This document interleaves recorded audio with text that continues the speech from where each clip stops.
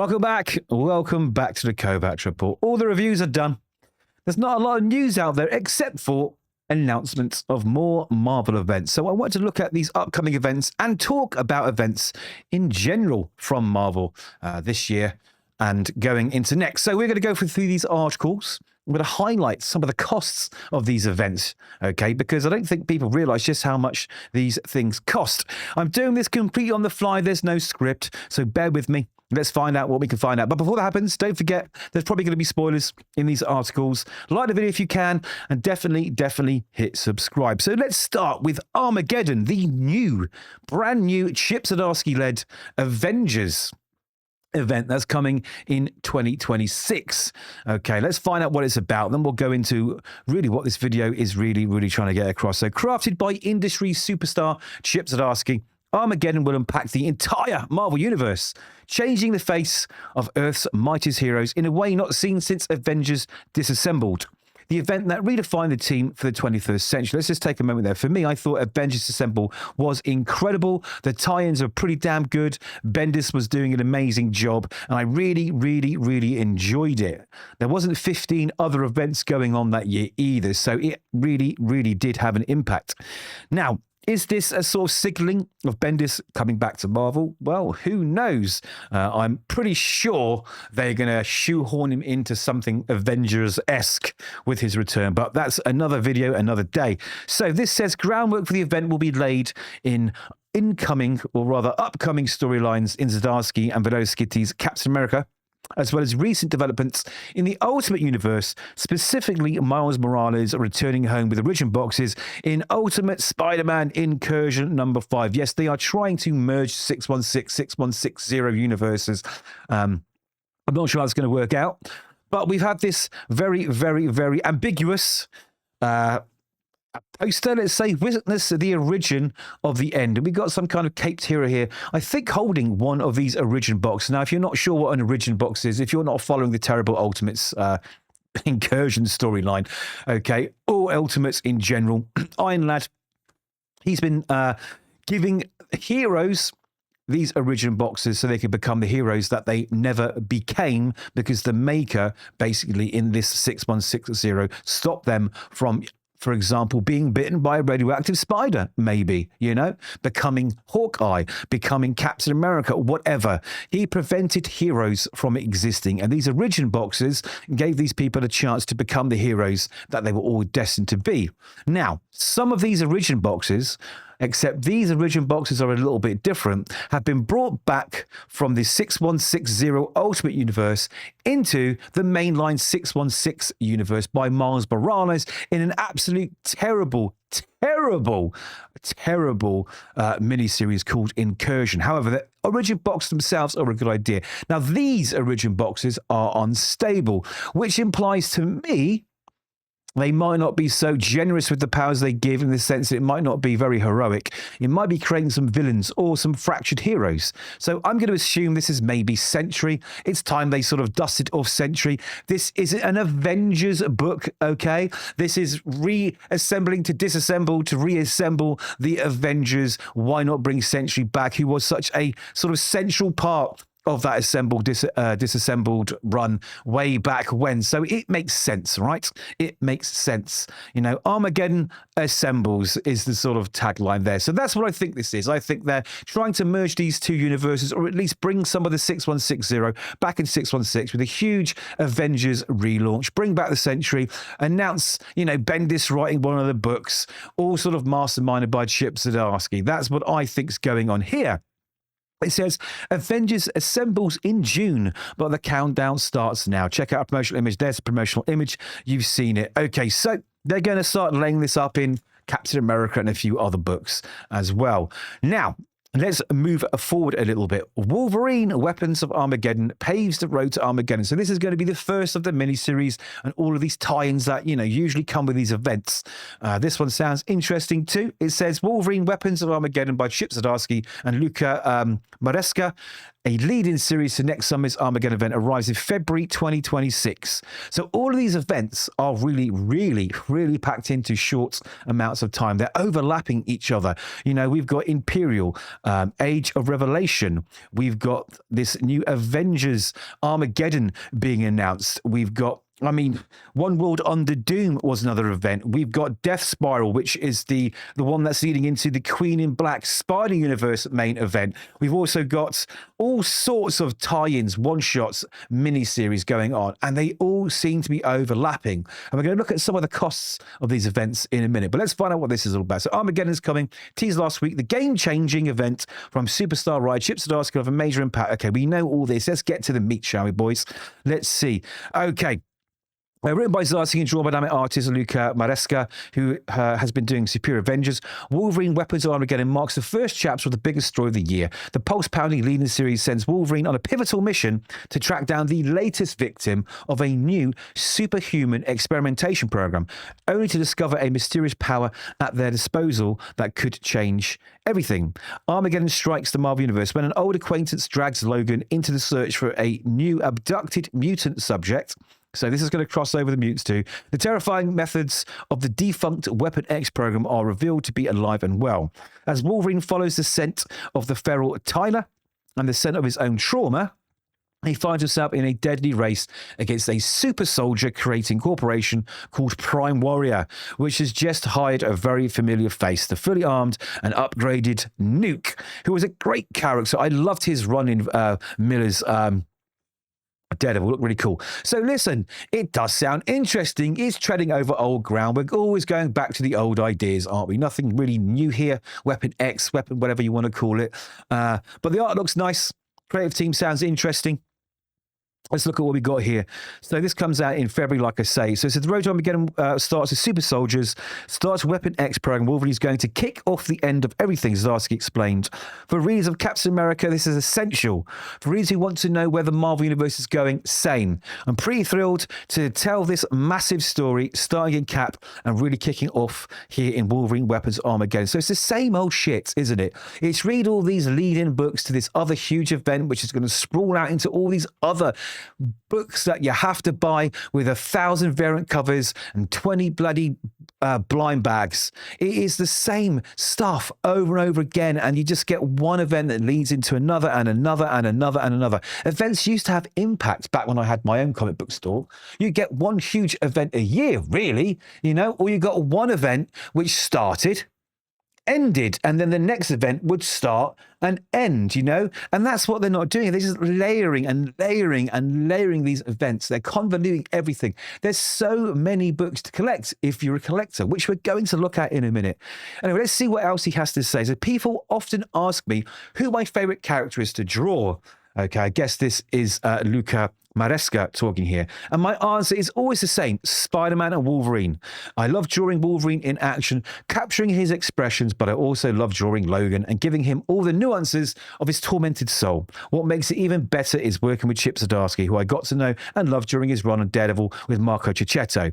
I know this is a prelude to a much bigger story, Armageddon, which I think is going to be something extremely crazy and exciting, he continued. It's really a dream come true. I'm trying to do my best to live up to expectations. I hope you're excited. I am. So it's the same stuff. I mean, even their press releases are the same, you know.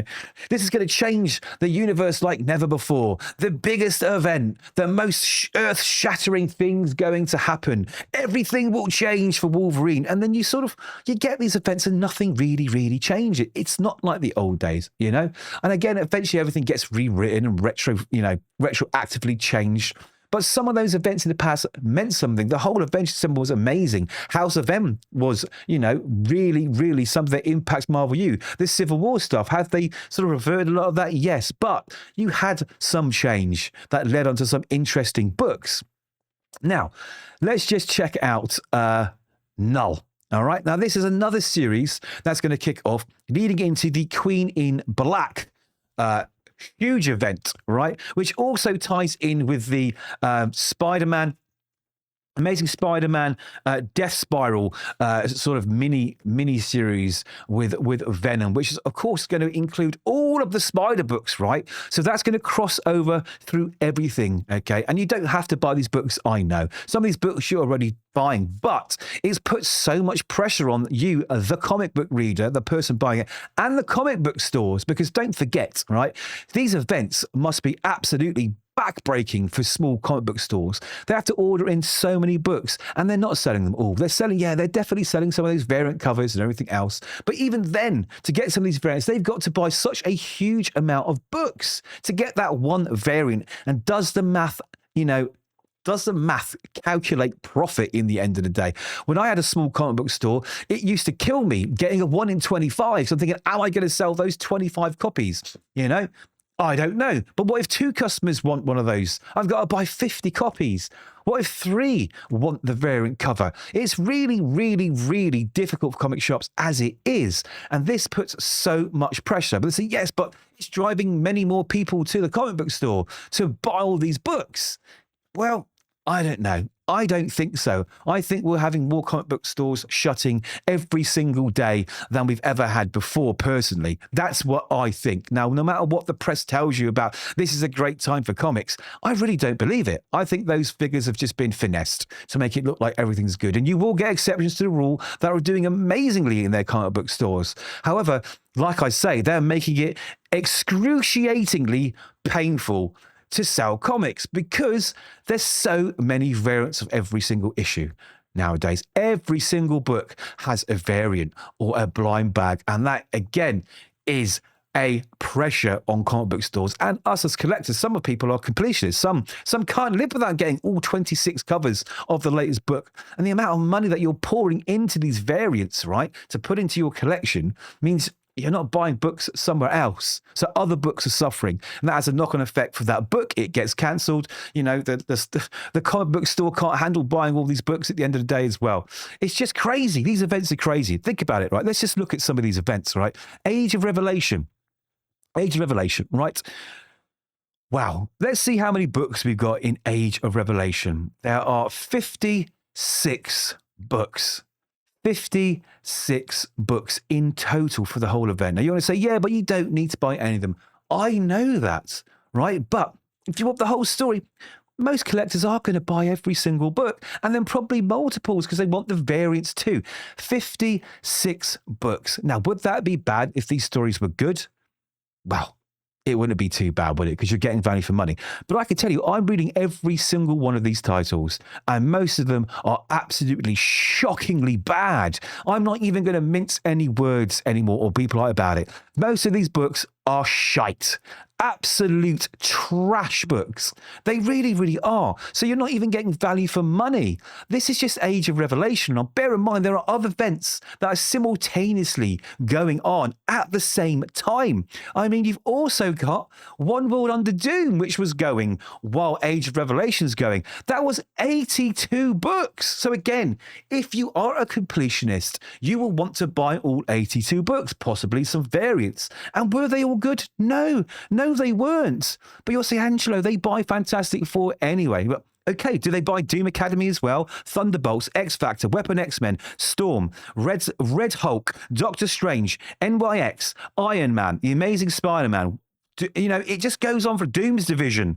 It just goes on and on and on and on and on and on and on. Look how many books have that little band at the top that say One World Under Doom. So if you're getting into comics and you want to know the whole story, you want to know what's going on everywhere, right? Potentially, you're buying 82 books. Let's see how much that costs for starters, right? So I wrote some stuff down here. Age of Revelation, 55 books. Not so bad, right? But that's $248.45 to get the entire run, okay? Over a space of, I don't know, 4 or 5 months, right? Doesn't sound a lot when you break it down, but it's still, $250 of your money.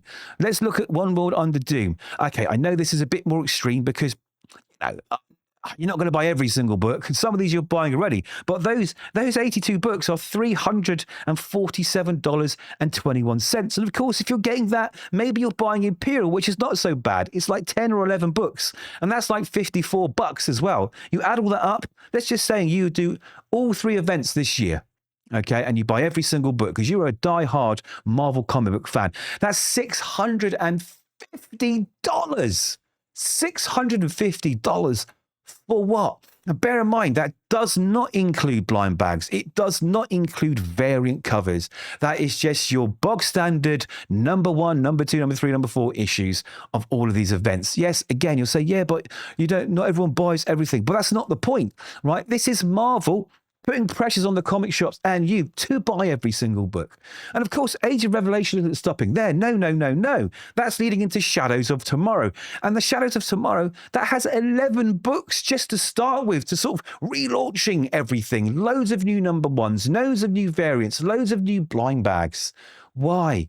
Why is it happening, man? It's one event overlaid over another event. So listen, already, right? As Age of Revelation finishes, we've got Shadows of Tomorrow, Armageddon, and The Amazing Spider-Man Death Spiral, Queen in Black. So we've got 3 events already pressurizing us to buy more comics next year. And the quality of these comics isn't good. I think a lot of people are literally kidding themselves. They're in denial. It's, they don't want to admit that this money they're spending on these books and these characters love, aren't very good because it means they're wasting money. And nobody wants to admit that. It's really, really shocking. And I did not realize how bad it was until I sat down this afternoon and think, hold on a minute, how much is this costing? I would love to know how many people out there are blowing this amount of money on these books. Because let's look through Age of Revelation, right? The main story book is pretty good. We had a couple of good prologue issues, okay? And we had a few good maybe number 1s. Amazing X-Men 1 was good. Binary be terrible. Laura Kinney, the worst book in it. Long Shots, really not funny at all. World Revelation, really good. Little tie-in one-shot. Iron Frost has potential. Is it great? I don't know yet. We're not in issue 2. Rogue Storm, terrible. Sinister 6, maybe okay. Unbreakable X-Men, it's a 50-50. You either like what Gail Simone is doing there or you don't. Omega Kids was one of the really interesting books. Radioactive Spider-Man, terrible. The Last Wolverine, absolutely terrible. It just goes on and on and on. Cloak and Dagger was okay, an interesting story, but not great. It is not great. Undeadpool, an absolute mess. X-Avengers, another absolute mess. It's not quality storytelling. It really, really isn't. And you're paying for it. Same with One World Under Doom, okay? And I've said some terrible things about One World Under Doom because it has had 9 issues by the time it finishes, and there's been 2 flashes of brilliance in it. Out of 9 issues, there's no real story there. It is one repetitive book after another. It's the same single story almost every single issue. It is flat. And they sort of very, very tenuously tied in all these other books for you to read, like Thunderbolts, Doomstrike, Doom Academy, Get X Factor, don't forget Storm, Fantastic Four, and the Red Hulk, and you read them and they're not really tying in at all. This event's had absolutely, virtually zero effect on the Marvel Universe, bar we're going to get a new Sorcerer Supreme and another set of books in that sort of mini event, because that's the other thing they do, right?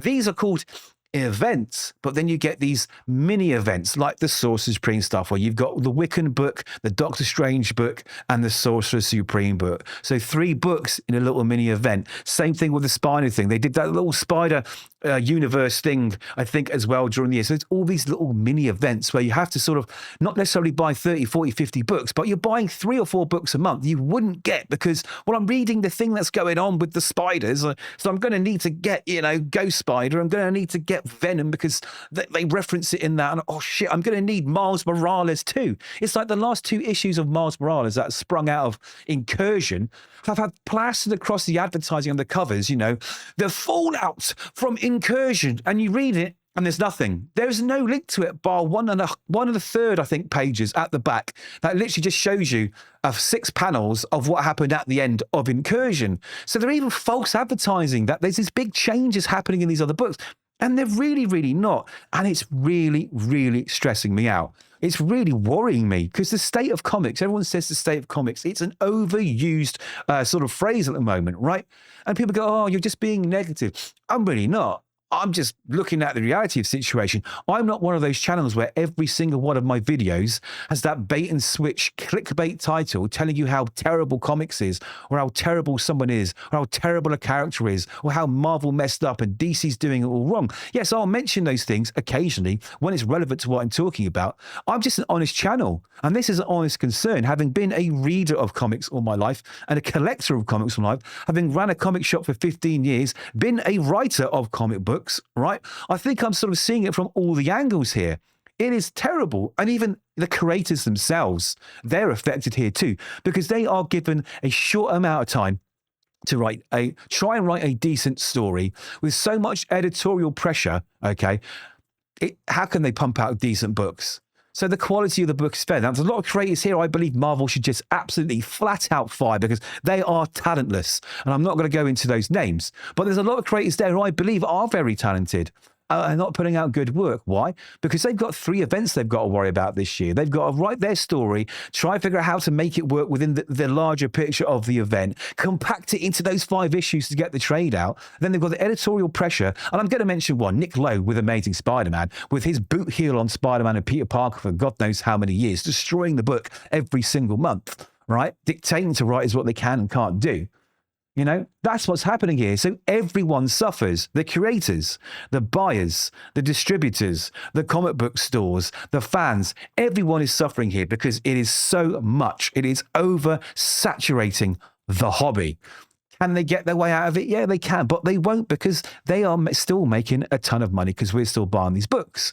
I've been trying to do this video for months now about how to save Marvel. You know those videos, right? I mean, I'm just a nobody, but I've got a good idea of how to turn things around and make Marvel a really good house of ideas again.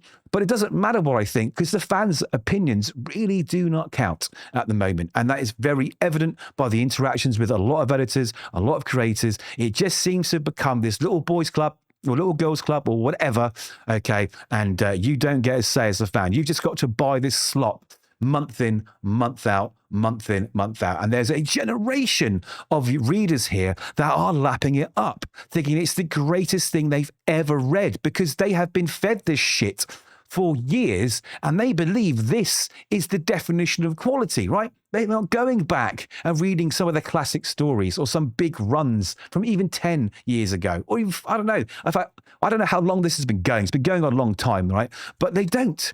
And they think this is amazing. This is the coolest shit I've ever read. And I read it and think this is the worst stuff I've ever read. You know, I know people loved what Bendis did and some people hated some of the stuff he did afterwards. But let's be honest, right? He did some amazing stuff back then. Amazing stuff. Daredevil, one of the greatest runs of all time, in my opinion. Daredevil hasn't been that good for a number of years. Okay, you had Charles Soule took it on, and a few others took it on. They did some great work. But if you're going back to when Bendis was doing Daredevil, you had so many books that were great.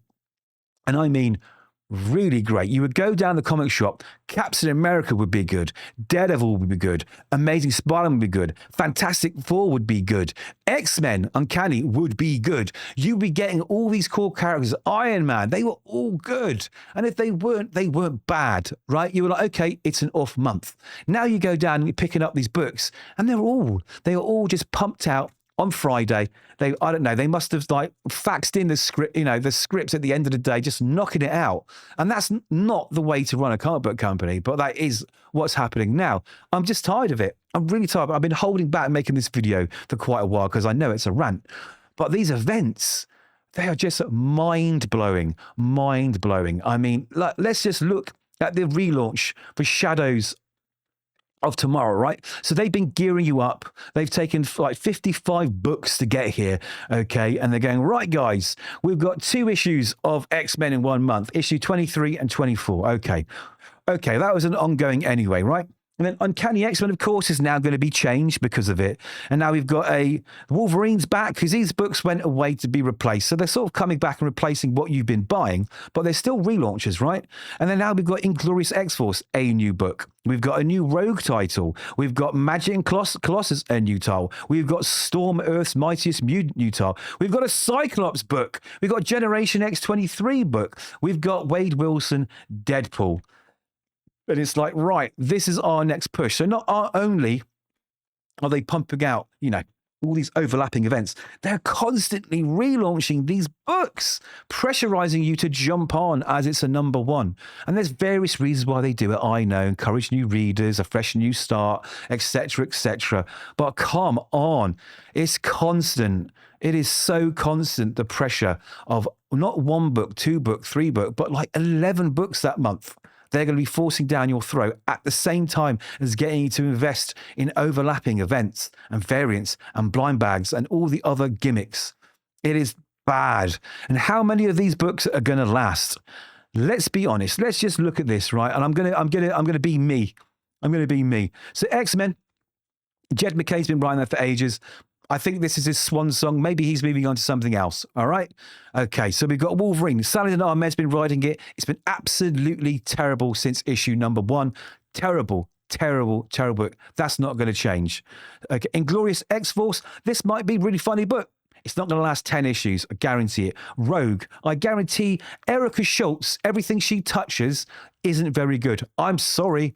I'm sorry. I'm not being delicate anymore. Okay. Her Laura Kinney is terrible. All the other books I've read by her are terrible. Rogue will last 10 issues. It really, really will. Magic and Colossus. Again, Ashley Allen. I don't know who Ashley Allen is. Maybe I'd look it up and I go, oh, but again, this is 10 issues. It is going to die. Storm, that's going to die. Mwea Ayodele, I tried to read the Storm book from AOR, and it was terrible. 10 issues, I guarantee it. Cyclops, now, I don't know if this is an ongoing series or not, but I guess this maybe ties into AOR, but would it last? I don't know. I think this one has more hope of lasting past 10 issues, but I doubt it. X-23, will that last past 10 issues? I don't think so. Deadpool, yes. Deadpool will last because he is one of those core characters now. However, I guarantee it, Benjamin Percy, who's a great writer, will eventually be moved on when they reboot it for some other damn reason that makes no sense, really. That has the biggest chance of lasting, I don't know, maybe a couple of years, maybe. I don't know how long Benjamin Percy wants to write Deadpool, He's a good writer. But there we have it. Like, what is to be excited about? Well, X-23 sounds really good fun. Cyclops sounds really good fun. Wow, we're getting a Rogue book. That sounds really good fun. And then they land in your laps and you're thinking, what have I bought? So it's not that they're lacking of ideas. Well, it is. Marvel are lacking in ideas. Let's be honest. The problem is when they get a good idea, it's executed terribly, and it doesn't last. It doesn't last. They've got no faith in their own books. And every time they launch something, they know for a fact they're killing it in 10 issues. So why the hell should I invest in a 10-issue story of one of my favorite characters when I know it's literally going to be relaunched and rebooted again in less than a year? In less than a year. There's no reason, right? There's no reason unless the stories are good. And they're not. They're really, really not.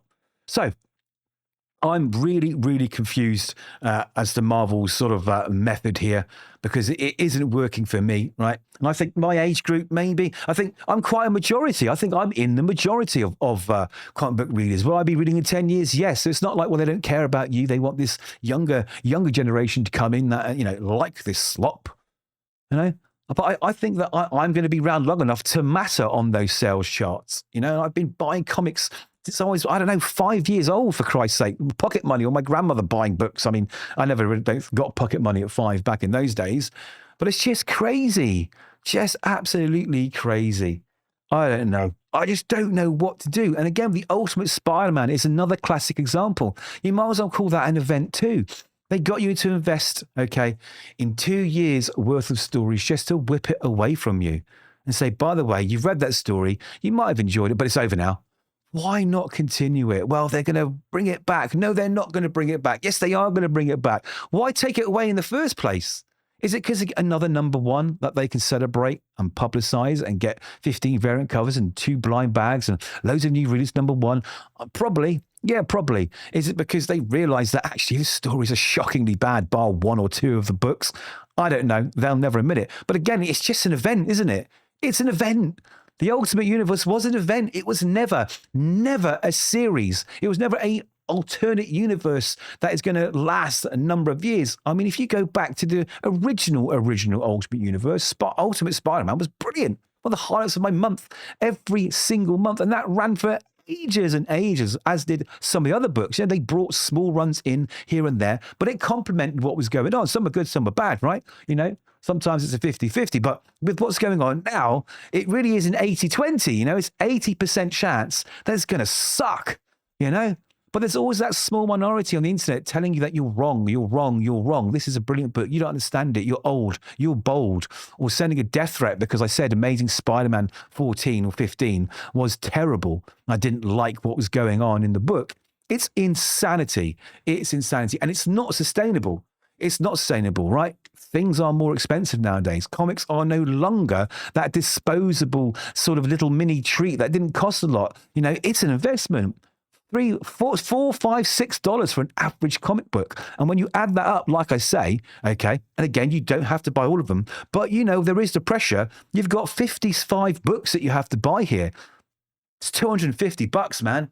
$250. Now, listen, let me ask you a question for all these people that say, no, you've got it all wrong, right? These are really good stories. I love it. Let me give you an option. Let's think.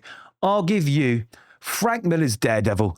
I'll give you Born Again, or do you want Cloak and Dagger miniseries? Yeah?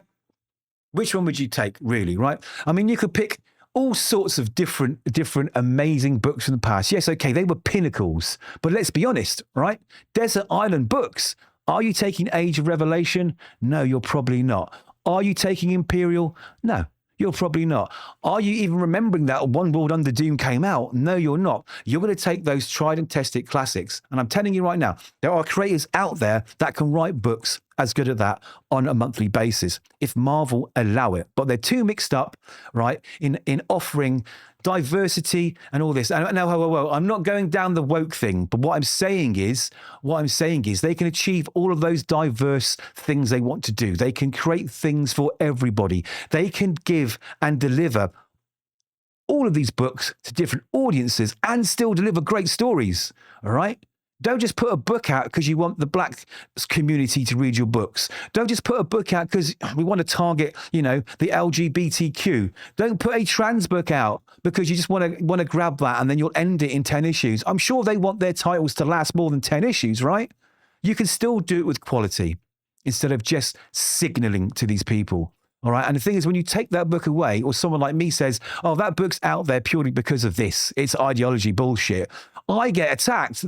Well, we need a book. We need our own book that represents us. I'm saying, yes, you do. And I agree with that. But what I'm saying is, why don't you get a quality book that lasts, that actually does something, that tells a story? It doesn't just include you in the story, okay, for the sake of including you in the story. So Marvel can click a little checklist and say, yes, well, we've got a book with a trans character. We've got a book with a lesbian character. What are you complaining about? Right. You've got inclusion. We've got diversity now. Let's ask for quality. Quality, and that is the key. The key to all of this is quality, not quantity. And that really is the end of the rant, really, because I've just been thinking about this for weeks, thinking, should I say something? Should I not? Are people going to listen? Are they going to tell me that I'm crazy and insane? But it's driving me mad. I have to review these books every week. And honestly, I love making videos about comic books, but most of the time now, I'm getting a list of 15, 20 books that I want to review, and it's painful. It's painful because they are so bad. And I don't want to be one of those channels where every book is terrible. Every book isn't very good. I want to be excited every single video. I want every time that you log onto the channel, okay, you watch a video and you get as excited as I am about this stuff we're reading together and about these characters that we love in these worlds that we love. But every week I'm like, There's books I don't review anymore because it's just going to be a negative video. And I don't want another negative video out there. That's not what this channel is about. It's not about dismantling anything. It's about building. There are a few channels out there, and I'm tired of them because every single video is, why Marvel ruined this. They tried to do this. They got it wrong. I don't want to be one of those channels, but I do want to be honest. We need to stop accepting this slop. Stop. The only thing that Marvel understands are numbers. So you stop buying those books, they might just start listening. But you have to be honest with yourselves. The people that are out there convincing themselves that these books are anywhere near the standard, of what we had before, I'm afraid you've got to reassess what you think of these books, or read more. Read more of the older stuff. You'll start demanding more stuff like the older stuff. Anyway, it's getting a bit repetitive. If you lasted this long, I really, really appreciate it. I really wanted to get this off my chest because I'm just so fed up with it. Let me know what you think. I genuinely would like to know. Let's keep it friendly, okay? Keep it friendly. You can disagree in a friendly manner. I could disagree in a friendly manner. I don't want it to turn into a big sort of like online war, but basically Marvel needs to change stuff because there will come a time when the numbers aren't adding up and we'll start losing books that we love. Anyway, like I said, like the video, hit subscribe, let me know what you think, and hopefully I'll be talking to you in the comments. Take care now.